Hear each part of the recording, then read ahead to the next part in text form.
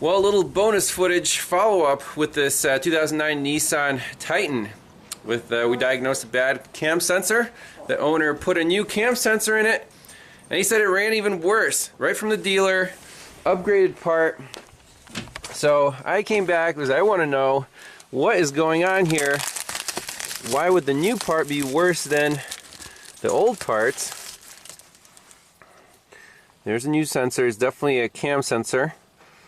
It doesn't have the little circle on it. It's metal instead of plastic. But right now we have the scope hooked up to 4 channels here. So 3 sensors. Channel 1 is on the phase, the main cam sensor. That's the one we're worried about. Channel 2 is on this intake VVT position sensor. Again, same part number. Channel 3 is on the other bank, the right bank, VVT sensor signal. And then channel 4 is on the injector control wire. Now that should be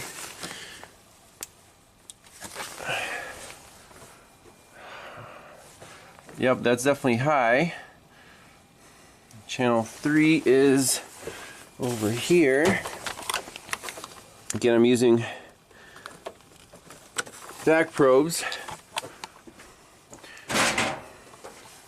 Let's do a key off. Yep, we definitely have signals on all 4.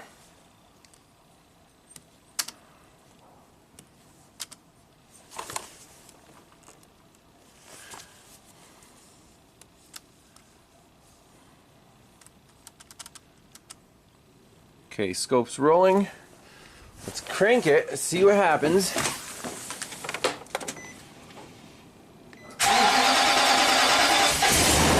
Okay, fired up, long crank time. Shut her down. Stop the recording. Let's take a look at this data. Alright, so here we go. Here I don't see any. So here's where the crank starts. And we can see our injector pulses start right about here. So it does take a little time to sync up, and the correct cam signal is, let's see, 3, 4, 2, 1. 3, 4, 2, 1. So where does that pattern?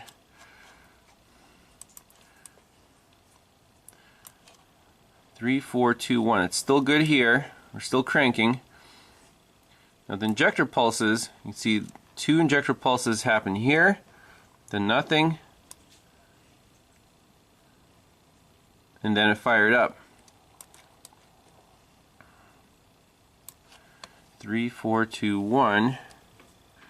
So right here, something weird's happening, but only for about 1 engine revolution. The 2 VVT sensors seem to be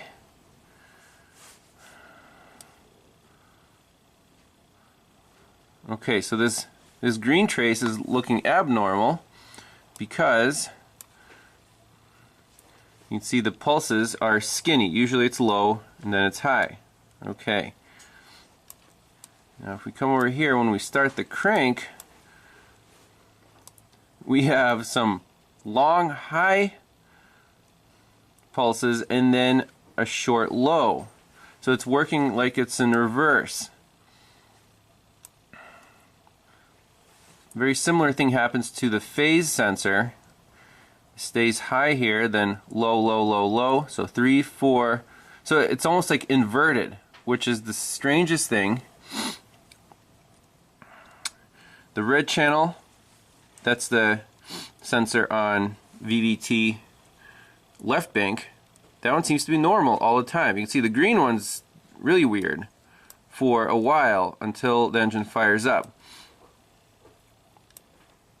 So we can do some sensor swapping here. We can take some more captures and see if this is consistent.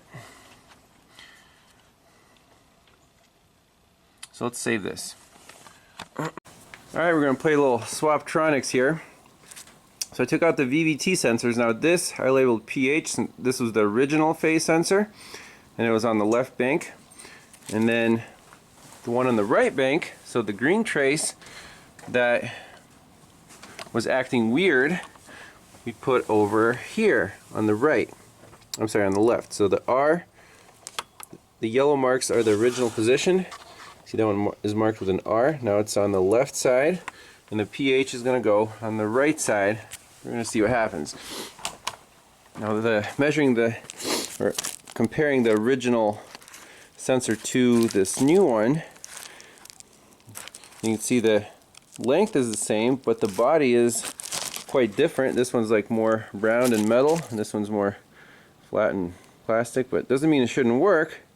But the owner says you put this one in and the truck would not run over 2,000 RPM and set codes. Alright, so here we go with the swap sensors. Let's see if the green and the red channels look any different. Okay, very interesting. So didn't like that.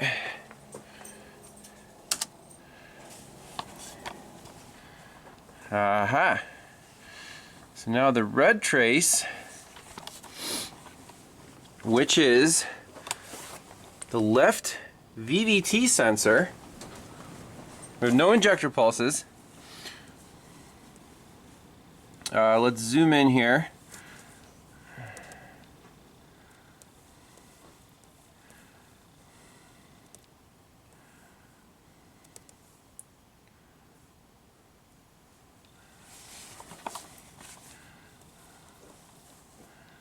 And use our panhandle.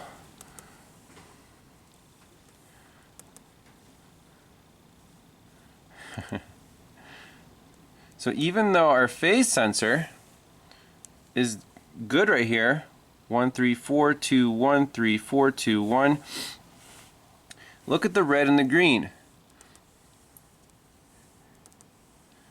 They are both now too high. They don't have those nice single pulses.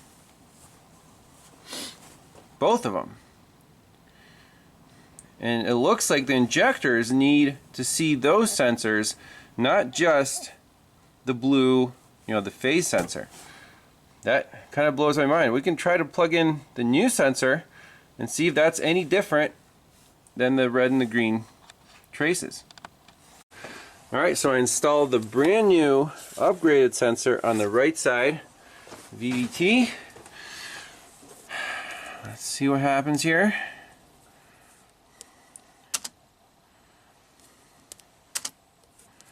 Let's see, 100% zoom. There we go.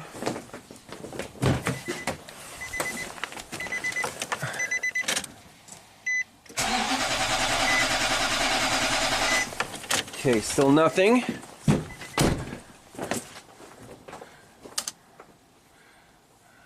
Excellent.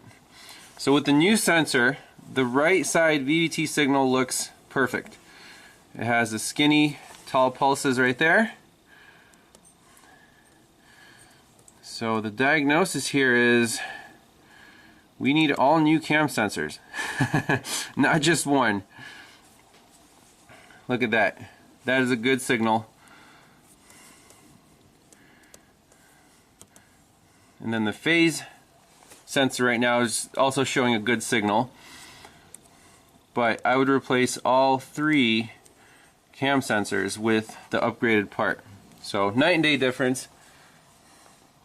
And that should be it. So I'm not charging for the follow-up visit, since the first time we just called one bad sensor, but it turns out it's all three. Go figure, they just age with heat, whatever, the circuitry in there gets messed up. All the same part number, same failure mode. So if you own one of these Nissans, don't just do one cam sensor, do all of them at the same time. Alright, so now the truck doesn't start, so we have nothing to lose. So right here on this sensor, I unscrewed it and lifted it up just a hair to see if the gap makes a difference. The gap between the reluctor and the sensor. So let's roll the scope.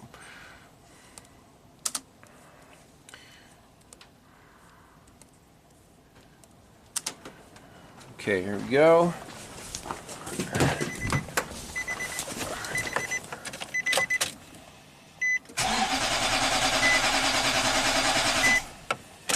Okay.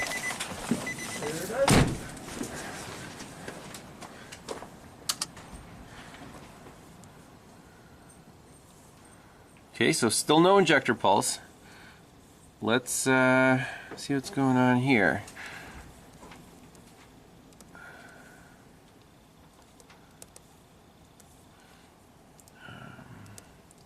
Do a zoom window.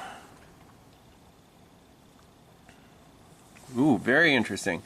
So now that sensor, because I increased the gap, actually woke up, and it looks like all the sensors are actually doing what they should. So now the question is, why is the truck not starting? Now the actual pulses here on the red channel look a little skinnier than the one on the green channel. This is the new sensor. This is the old. So let's scan it for codes, see if it's set any sensor codes. Erase those and try to crank it again. So I scanned the truck for codes. No fault codes. I'm just going to clear them just in case that the computer got a little confused. Let's look at the data, at least the RPM signal.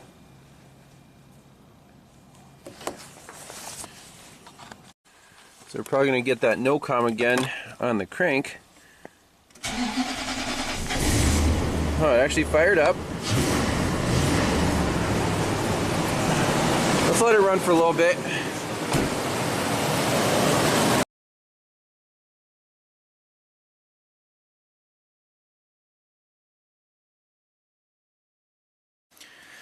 So, quick follow-up on the Nissan Titan. That diagnosis was definitely not straightforward. A lot of curveballs and difficult conditions because this thing was kind of unpredictable. Yes, the problem only happens on a cold, dead cold start, and only when it's below freezing outside. But sometimes it's a long crank time. Sometimes it cranks, doesn't fire up at all. So, we did all the checks that were necessary. Powers at the computer, grounds. The computer turns on the ECM relay, the ignition relay is fine, and then the cam and crank signals. So here's where I think we went down a little rabbit hole. Now, the cam signals. Why were they inverted on the initial crank? Those VVT signals and the phase sensor initially was inverted. That's not correct. Even though the truck, did fire up occasionally when this happened, with the new sensor we see that does not occur. So those sensors, I would say, are not, they work, but they need to be replaced. Okay, is that our problem? Initially, it sure looked like it was, because we saw when the sensor flipped and went back to normal with the skinny pulses that are high and normal low state, then we got injector pulse and it fired up. Like, okay, you need a cam sensor. So the owner, he got one from the dealer. It was the upgraded part. He put it in and he said he got codes. The truck wouldn't run over, 2,000 RPM. And then, before I got a chance to go back there and look at it, he got another one from the dealer, and that's the one we tried at the follow-up visit, and that one worked great. So I can't say if that first sensor they got from the dealer was defective, or perhaps he didn't put it in all the way and the gap was wrong, or I can't say, I wasn't there. But now we can definitively say that this is a computer issue, because on this last capture, when we had all good signals, the phase and the two VVTs, Now this one was with the old sensor. I just increased the gap a little bit, and that made it act more normal. So they're very sensitive to gap. We had no injector pulse during the crank until we released the key, and then we get one little injector pulse. So cranking voltage here, this marker, we're at 10 volts. That's normal. The battery's new. The engine cranks great. You know, it's not sluggish or anything. So, and we have no codes. This is a computer issue. At 10 volts, apparently, whatever the logic is in there, it cannot pulse the injectors. So that is why, and the owner did some research on his own. He went to forums and stuff, and people are like, well, I put a booster on it and it fired up. I put a charger on it, it fires right up. He had the same experience. He said he put a charger on the battery and it cranked up even when it was cold. So you say, well, is it a voltage drop problem? The computer should be able to pulse those injectors all the way down to 8 volts. You know, even if you have a sluggish battery, if it cranks, it should be able to fire up. It should not be this sensitive. And that is apparently a fairly common issue on these Nissan computers as they age. Over 10 years old, with these Nissan trucks, people have that issue. So they either send their computer to be rebuilt, or the solder reflowed, or get a replacement, reprogram it, and that takes care of the issue. So in this case, we're back to the engine computer. It's no good, and the owner said that he'll either get a new one or wait until it gets cold again, because during the summer apparently this problem is not really a problem. The other thing he told me is over the last year or so, it has set a couple different random trouble codes, which also really hard to explain. Just like it happens once, clears it out, and it drives fine for months.